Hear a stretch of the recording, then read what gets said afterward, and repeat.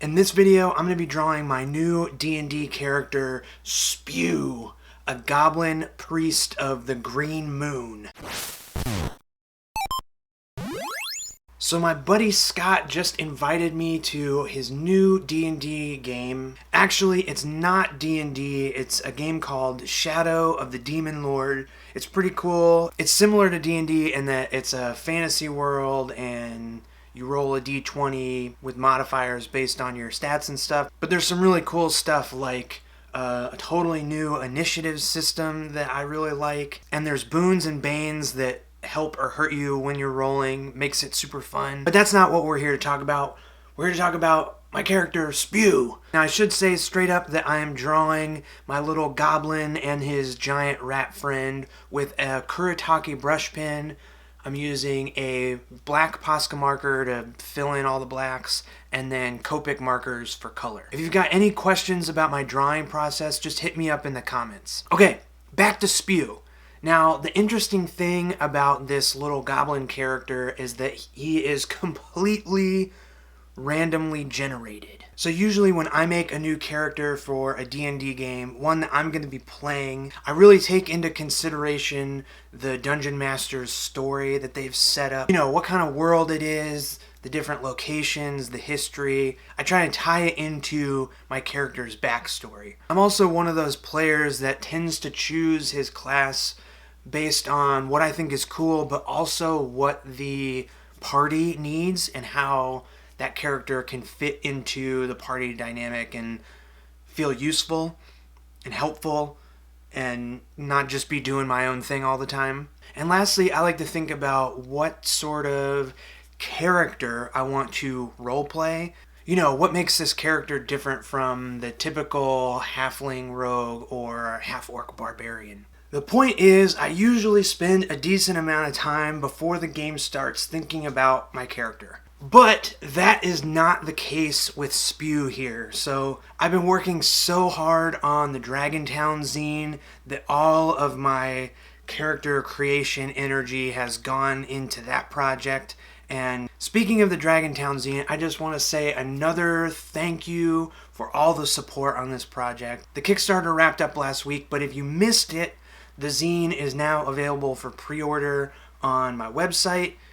First link down in the description. Anyway, I'm sorry, I'm easily sidetracked. We're talking about Spew. So in this Shadow of the Demon Lord game, creating characters is super simple. There's fewer stats than in D&D, and when you start off, you don't even start with a character class. So it was a couple hours before our first session. I hadn't given any thought to what kind of character I wanted to create in a totally new system that I had never played before. I started flipping through the handbook and I landed on goblins. And if you know me, you know that if goblins is a choice, that's what I'm picking. And really, goblin was the only choice I made when creating this character. So once I landed on the goblin page, I noticed that there were these random tables, these lists of appearances and personalities and backgrounds. Now, it would be easy just to look at the table and pick the thing that you wanted, but I was feeling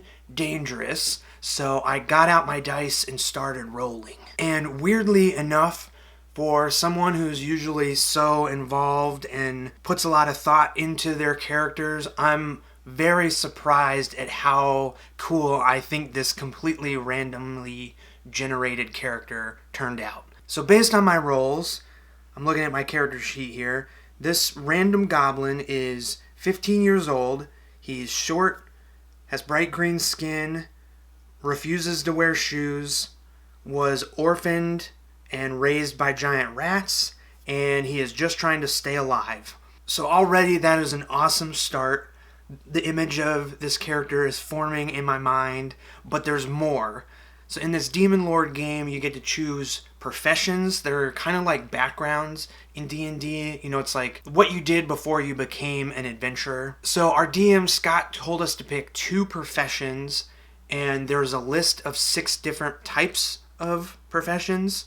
How many times am I going to say professions in this? So I just did some more rolling, rolled a d6 2 times, and got a criminal profession and a religious profession. So then I moved on to those 2 random tables, rolled again, and I got Urchin and Street Preacher, which somehow works out perfectly because that got me thinking about Scott's story. So in his game, this giant green moon has returned after hundreds of years. Like, literally just a huge green moon appears in the sky, and usually it means something super horrible is about to happen, like end of civilization type stuff. And since my character is just trying to survive, and he's a street preacher urchin that lives in the sewers with giant rats, I thought it would be perfect if he became a priest of the green moon. And even if that's not an actual religion in Scott's world,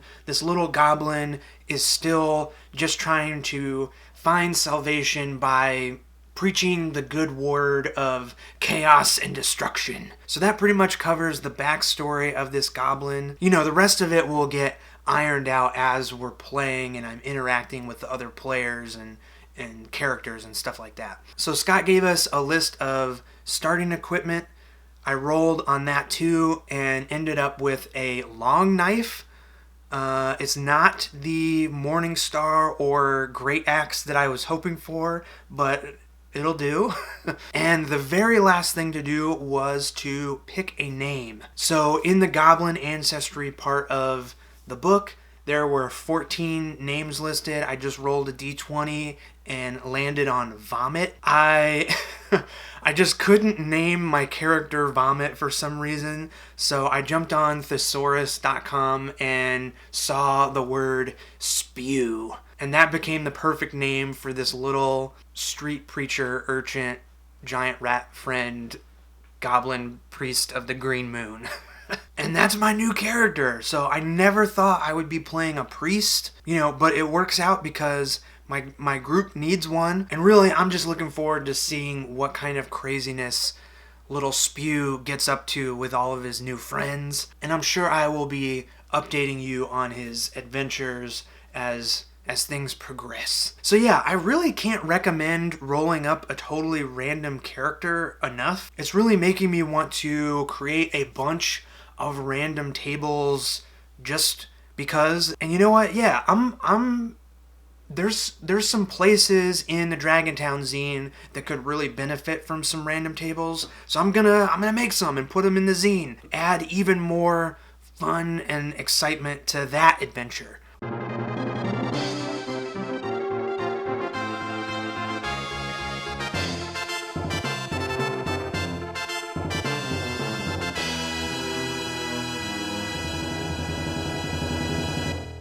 Okay, hope you dug this video. Let me know what you thought down in the comments. Thank you so much for watching, and I'll see you in the next one.